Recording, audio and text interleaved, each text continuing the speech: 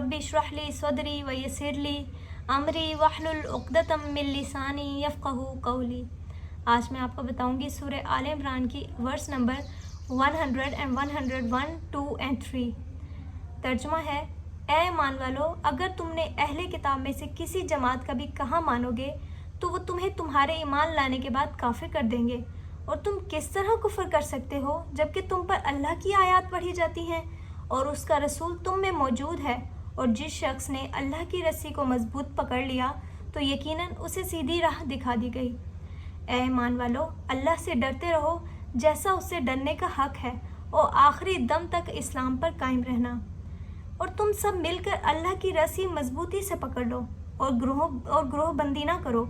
और अल्लाह का एहसान अपने ऊपर याद करो जबकि तुम आपस में दुश्मन थे, फिर उसने तुम्हारे दिलों में उल्फत डाल दी, फिर तुम उसके फजल से आपस में भाई भाई हो गए, जबकि उससे पहले तुम आग के गड्ढे के किनारे पर पहुंच चुके थे, फिर उसने तुमको उससे निजात दी। इस तरह तुम पर अल्लाह अपनी निशानियां बयान करता है ताकि तुम हिदायत पाओ। अब इन आयात के नाजिल होने की वजह क्या है कि मदीना के दो कबाइल थे, उनके दरमियान ज़माने जहलियत में हमेशा जंग जारी रहा करती थी और उनकी जो आखिरी जंग थी वो जंग बास के नाम से मशहूर है। उसमें एक सहाबी उसैद बिन हुज़ैर भी कत्ल हो गए थे। तो अंबिया ने अपने वालिद के कत्ल का बदला लेने का इरादा किया, तो उसी दौरान ही उन्होंने इस्लाम कबूल कर लिया। तो वो दोनों कबाइल ही आपस में भाई भाई हो गए। मगर यहूदियों से बात हज़म ना हुई क्योंकि वो नहीं चाहते थे कि इन दोनों कबाइल के आपस में सुलह हो। तो क्योंकि उनके इन दोनों कबाइल से कारोबारी उनको मुनाफा होता था, तो इस वजह से उन्होंने सोचा कि इनके दरमियान अब सुलह हो गई है तो अब इनके दरमियान हमने इस तरह की जंग करवानी है कि ये दोनों कबाइल आपस में दुश्मन हो जाएं। तो उन्होंने इस चीज़ का पक्का इरादा कर लिया कि इन दोनों कबाइल को आपस में दुश्मन बना देंगे। सास बिन कैस यहूदी, जो कि एक बूढ़ा शख्स था, वो मुसलमानों का सख्त तरीन दुश्मन था। उसने देखा कि रास्ते में वो जब बाज़ार जा रहा था, उसने देखा कि ओस और खिजरज के कुछ लोग आपस में बैठकर गुफ्तगू कर रहे हैं। तो उससे ये चीज़ बर्दाश्त ना हुई। उसने उसी वक्त ही कसम खाई कि जब तक ये दोनों कबाइल एक हैं मैं तब तक सुकून से नहीं बैठूंगा। तो उस वक्त उसके साथ एक लड़का भी था, वो उसने उसको लिया और उनके दरमियान जाकर बैठ गया।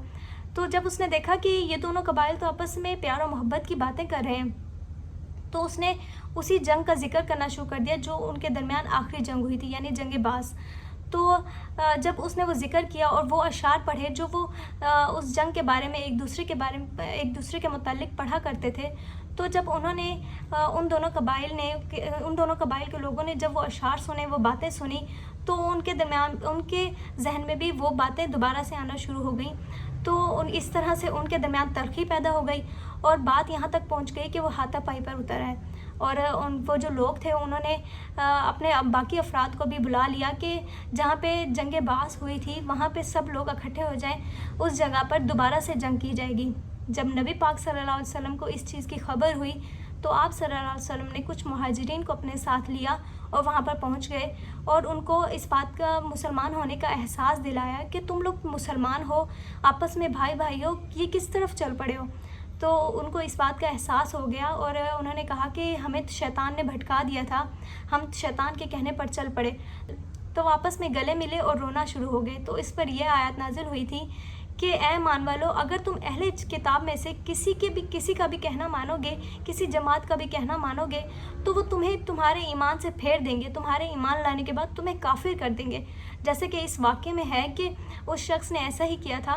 वो तो मुसलमान हो चुके थे, तो उनके दरमियान इस तरह से दुश्मनी पैदा कर दी थी। तो अल्लाह ताला ने उसी की तरफ इशारा करके ये आयत नाजिल फरमाई और कहा कि तुम लोग किस तरह से कुफर कर सकते हो, हालांकि तुम पर तो अल्लाह की आयत पढ़ी जाती हैं और तुम में तो अल्लाह का रसूल भी मौजूद है।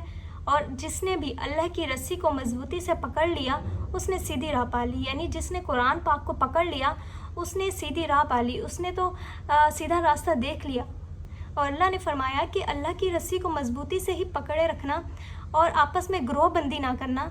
और उस वक्त को याद करो, अल्लाह के एहसान को याद करो जब तुम आपस में दुश्मन थे और अल्लाह ताला ने ही तुम्हारे दिलों में मोहब्बत डाली, उल्फत डाली, तो तुम आपस में भाई भाई हो गए।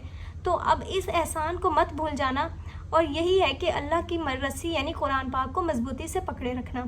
तो ये था वो वाक़या जिसकी बिना पर यह आयत नाजिल की गई थी। वमा अलैना इल्लल बलागुल मुबीन।